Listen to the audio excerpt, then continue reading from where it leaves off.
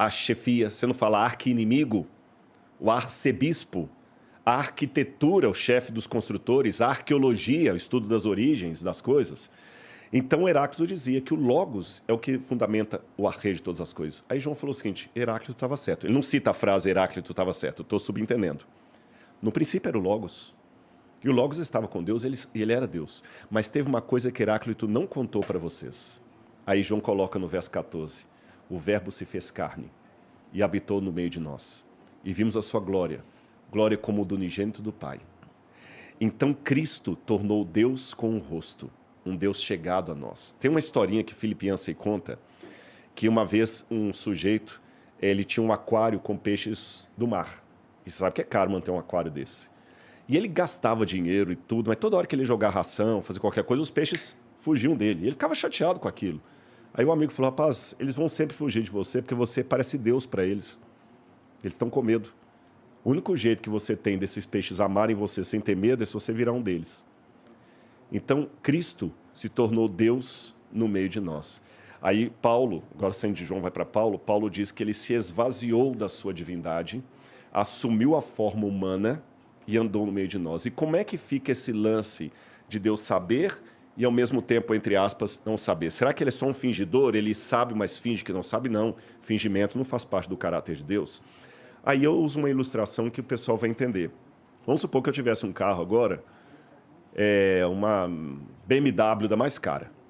Aí eu chego aqui com a minha BMW na porta. Pô, caramba, Rodrigo, BMW legal. Nos dias não estão dando dinheiro para você aí, né? Aí eu tenho minha BMW ali. Aí um dia o rato me vê andando no sol quente, conversando com uma pessoa. O rato, aí, Rodrigo, você andando nesse sol quente a pé? Eu falei, tô andando a pé. Eu deixei a BMW na garagem. Por quê? É porque esse camarada aqui não anda em carro. Ele tem uma fobia de carro. E ele quer conversar comigo. O único jeito que eu tenho que conversar com ele é andando a pé com ele. Aí ele fala assim, não, pô, cara, mas você tem uma BMW, você não pode andar a pé. Peraí. Se eu não posso andar a pé porque eu estou uma BMW, a BMW que é dona de mim, não sou eu que dou dono dela. Se eu sou dono dela, eu sou dono para usá-la ou não usá-la. Quando eu deixo a BMW na garagem, eu não estou deixando de ser dono de um carro, nem estou fingindo que estou andando. Eu continuo sendo dono de um carro, mas eu estou legitimamente andando. Quando Deus se revela, e Lutero fazia uma diferença entre o Deus revelatus e o Deus absconditus, o Deus oculto e o Deus que se revela. Quando ele se revela, ele pega esses dons dele, da onisciência, deixa na garagem, não os perde, mas deixa na garagem, não os usa, e ele sinceramente pergunta assim, rato, o que você quer que eu te faça? O Espírito Santo dele insta com todos, como se ele não soubesse quem vai se salvar, quem vai se perder. Ele sente falta de mim. E ele se tornou, na barriga de Maria, uma criança, que Maria trocou a fralda, fez cocô, que Maria beijou sem saber que ela estava beijando o Criador do universo. Nenhuma religião do mundo apresenta um Deus que atende ao paradoxo humano, que ele é ao mesmo tempo Deus abscônditos e revelados. O único segmento que traz essa resposta é o cristianismo. E nesse ponto tem um autor católico, o Karl Rahner, que falava do transcendental sobrenatural, e o Rahner falava o seguinte, já que tem tantas propostas de Deus, eu tenho uma maneira de resolver qual seria o Deus verdadeiro. É simples. Vamos supor que aqui tem vários buracos de tamanhos e formas diferentes, e fala o seguinte, olha, só existe... Vou fazer a propaganda de novo para você, viu? Boa. Só existe um balde da Jeff Coxinhas. Qual o buraco que está correto? Tem tantos buracos aqui, é simples. É só olhar qual tem o formato certo. O formato. Aquele que tem um triângulo, é um buraco, mas não é o que preenche. O que tem um quadrado é um buraco, mas não é o que preenche. Só esse aqui, nesse tamanho. Então, ótimo. Agora vamos transferir para o ser humano. Vamos olhar dentro da necessidade humana qual é o formato do vazio com forma de Deus que nós temos. Aí vamos olhar as propostas religiosas, qual que responde. Será que Zeus consegue ser ao mesmo tempo transcendente, infinito e íntimo? Será que os outros deuses que eu podia citar aí, né? Brahma consegue ser? Não, mas Jesus é ao mesmo tempo Deus e homem. Mas isso, na tua opinião, é o que prova que Deus existe? É a necessidade do ser humano de ter um Deus prova que Deus existe? Essa questão do prova é uma pergunta perigosa. Vou te falar por quê. Primeiro, nós temos que falar assim, que tipo de indagação estamos fazendo. Porque mesmo uma prova verdadeira, ela não é absoluta. Em que sentido? O que prova, por exemplo, que a gravidade existe, não funciona se a pesquisa for de cunho psicológico ou filosófico. Você está entendendo? Da mesma maneira, o que prova a existência do átomo não serve nada para provar a cura do câncer. E assim por diante. E Deus, ele está acima das verificações humanas. Então, eu posso dizer, São Tomás de Aquino gostava de usar esses argumentos, chamando-os de vias para o conhecimento de Deus. Porque o dia que Deus puder ser provado, ele deixa de ser um axioma e vira um teorema. E se Deus vira um teorema, então ele é provável. Mas se ele é provável, então ele cabe dentro do meu escopo mental. Se ele cabe dentro do meu escopo mental, ele não é grande o bastante para ser Deus. Caralho. Entendi. Cara, é muita reflexão que tem que se ter. Porque, Mas assim, mas tá bom, então deixa eu reformular. Esse vazio em formato de Deus, a existência desse vazio em formato de Deus que a gente tem, é suficiente para fazer você crer nele? Sim, entre outras coisas, sim. Entre outras coisas, sim. Na verdade, no final de tudo, tem a questão da minha relação com ele, que é muito pessoal. Mas falando do ponto de vista racional, isso aqui para mim é uma coisa muito forte, porque o vazio está aí. Não tem como negar, ele está aí. O Betinho teve esse vazio, o Rodrigo tem. O cara esse vazio que você diz é o inexplicável? essa sede pelo eterno. Por que existe algo ao invés de nada? O ser humano... Interessante, essa é uma boa diferença entre o ser humano e os animais. Nós somos os únicos que queremos encontrar significado nas coisas. Os questionáveis. O cachorro uiva para a lua, mas ele não reflete sobre a lua. O animal, ele tem medo de morrer. Se você for... Ele se assusta, ele avança porque ele tem medo de morrer, mas ele não filosofa sobre o medo de morrer. Você não vê o cachorro, pois é, minha mãe morreu, meu avô morreu, agora eu vou morrer também, já estou com 14 anos. Quer dizer, não existe isso.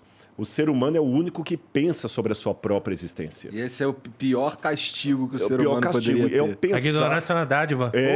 E ao pensar sobre a própria existência, nós também conseguimos enxergar o nosso vazio existencial. E de onde vem isso? A pergunta é de onde vem. Por exemplo, o Freud dizia que nós nascemos com essa carência por um pai universal. Tudo bem. Mas de onde vem essa carência? Porque é estranho você sentir falta de algo que não existe? Mas não é... Assim, eu entendo. Entendo, inclusive, por que isso daí apela tanto para... Na verdade, faz com que a tua crença se reforce. Mas... eu tenho uma certa dificuldade, em ligar a existência desse vazio, que pode ser só uma coisa natural que vem do fato da gente ser autoconsciente. Claro. Eu sei que você falou que provar Deus é difícil, até porque se a gente conseguisse provar, ele não seria Deus de verdade. Mas assim, a existência desse vazio, para mim, ela pode ser interpretada como um fruto da nossa autoconsciência.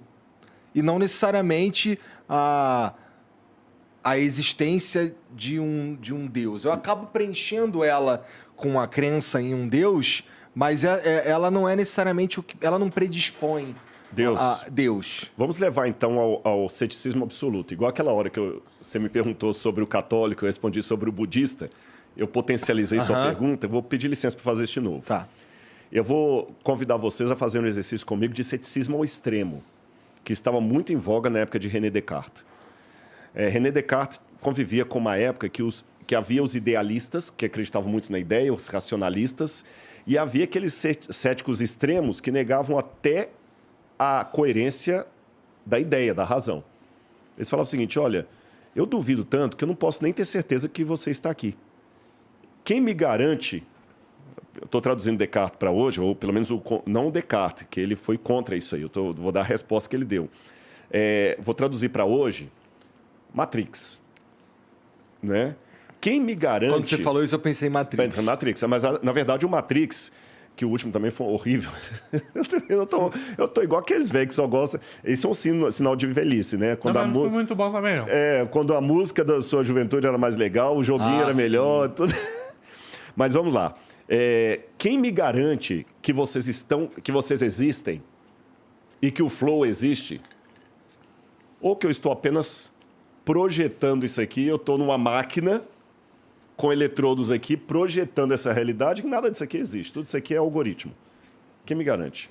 Não havia essa ideia Matrix na época, mas o conceito existia na época de Descartes. É o conceito de metaverso também. Metaverso, exatamente. Aí o Descartes respondeu o seguinte, gente, tá, eu posso até cair, mas tem uma coisa que eu não posso negar. Aliás, antes de entrar nesse negar, deixa eu falar do método de Descartes. Ele falou o seguinte, por que eu vou crer? Aí foi o método cartesiano que eu usei para sustentar a minha fé.